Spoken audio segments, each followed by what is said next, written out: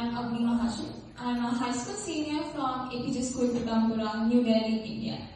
So the research I'm presenting today comprises the design and analysis of a low-cost normal gripper with compliant continuum fingers. So to begin with, I would first like to discuss the inspiration of the research. And that's the inspiration is continuum robots. So continuum robots are flexible, segmented, tentacle-like structures. They can have the ability to continuously bend across their entire length. Because of the absence of discrete joints, they possess infinite degrees of freedom, which gives them great range of mobility.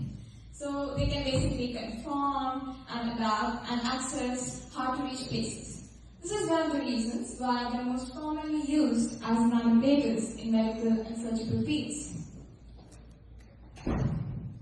However, these continuum manipulators face a drawback. Because of the compliance of these structures, these manipulators have the tendency to deviate from their predicted trajectory when they touch objects in their path. Now, to nullify this, an additional layer of counteractive control has to be imposed, which complicates the whole control process. However, in this research, instead of treating this compliance as a limitation, I've treated it as a strength for grippers. So, by utilizing this compliance, I have created a mechanically intelligent adaptive gripper. The purpose of this gripper is to handle tasks which require no precision but general purpose handling of objects. So, this is the gripper design. The gripper is four-fingered with the fingers placed in opposite directions for symmetric force distribution. The gripper is tendon actuated and the motors are placed in external 3D printed base. Also, the control of the gripper is fairly simple. It's controlled through a joystick and Arduino. So it operates in two basic modes. The first mode, which is the open mode, is when all the fingers of the gripper retract away from the center of the gripper to make space and accommodate the object. The following mode is the closed mode, where all the fingers of the gripper retract towards the center of the object to enclose the object and perform the grip. Now, to discuss the gripper finger design, each finger follows a continuum structure.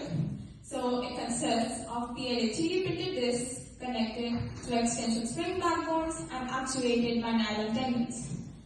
There's also a red silicon rubber covering over each of the discs, as you can see in the first picture. This covering is to enhance friction between the object and the gripper finger.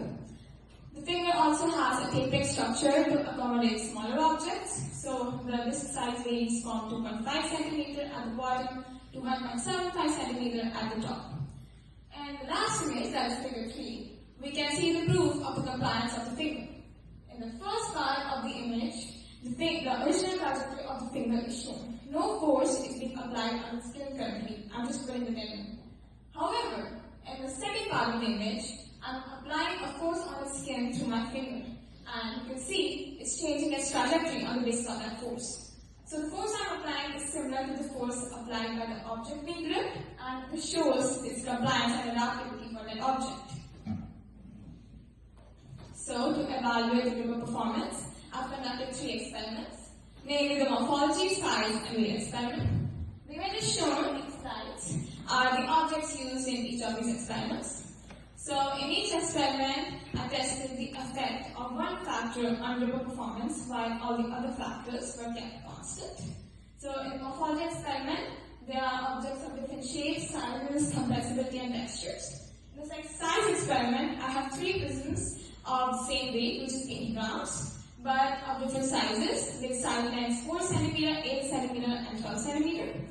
And in the weight experiment, I have a holder with incrementally increasing weights, which are in the form of points.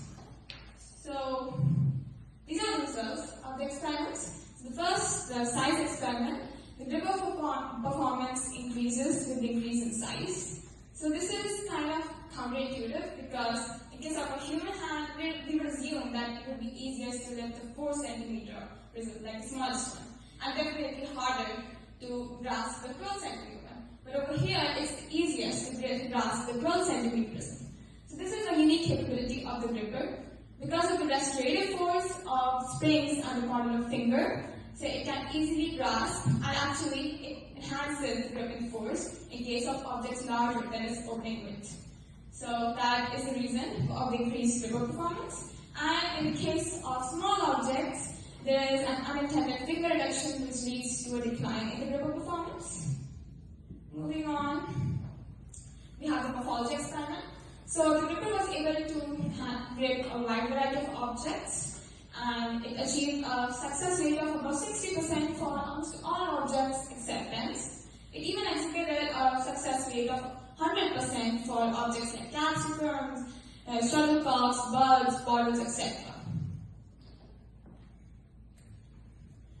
Now, the weight experiment. So, in the weight experiment, the maximum load capacity that the gripper can handle was recorded as 390 grams. You see the waste in the video of it lifting the container.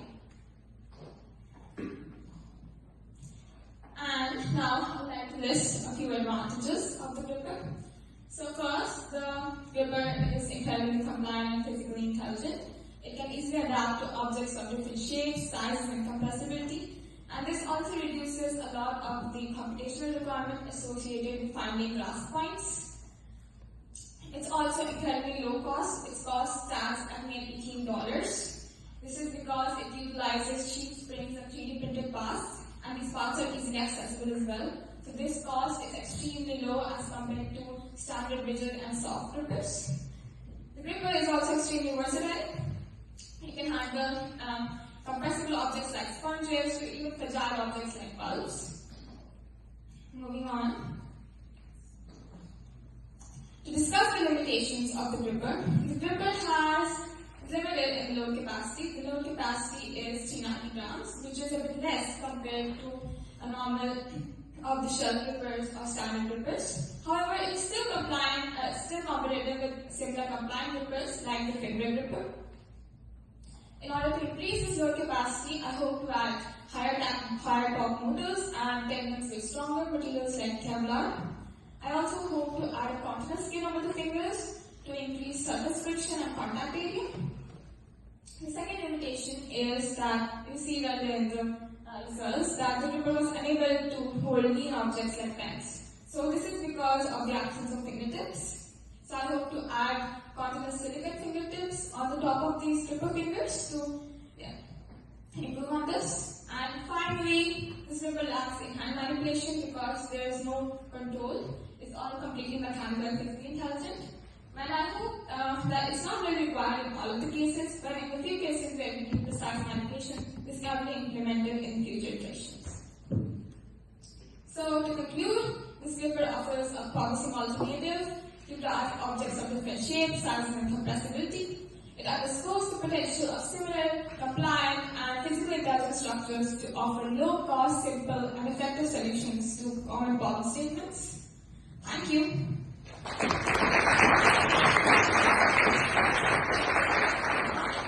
does anybody have any questions?